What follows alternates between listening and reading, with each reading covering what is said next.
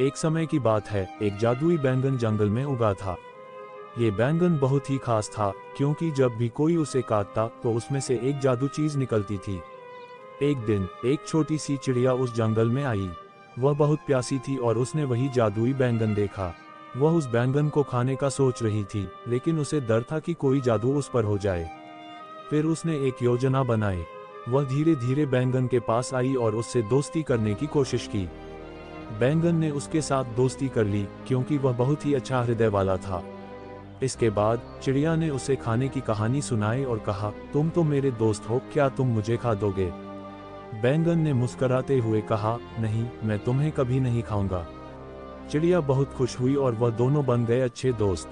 इसका सबक है कि दोस्ती हमें ज्यादा बेहतर बना देती है, चाहे हमारे दोस्त हमारी जिंदगी के बहुत ही खास हिस्से हों। चिड़िया और कौवा की कहानी। समय की बात है, एक बड़ी हीरो चिड़िया और एक दुश्मन कौवा के बीच एक कहानी है।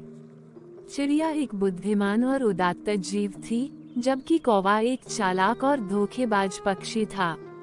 एक दिन चिड़िया ने देखा कि उसके पेड़ पर एक बड़ा सा डाकिनी पत्तल खड़ा है।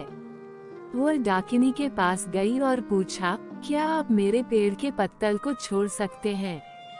कौवा ने छलकर उत्तर दिया, मुझे तुम्हारे पेड़ के पत्तल का दुगना मूल्य चाहिए।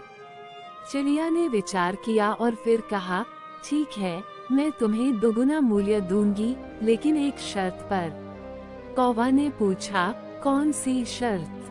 चिड़िया ने कहा, तुम्हें ये डाकिनी पत्तल वही देनी होगी जैसे कि वो अभी है, बिना किसी बदलाव के। कौवा ने सहमति दी और पत्तल को उतार दिया। चिड़िया ने उसे लेकर अपने घर जाकर देखा और देखा कि पत्तल में बहुत सारी गहनों की चमक है।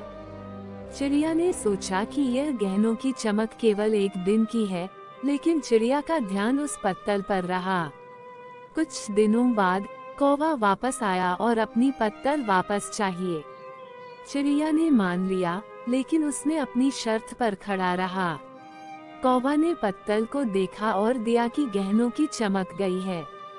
वो बहुत खुश हुआ और पत्तल को ले जाने के लिए तैयार हो गया।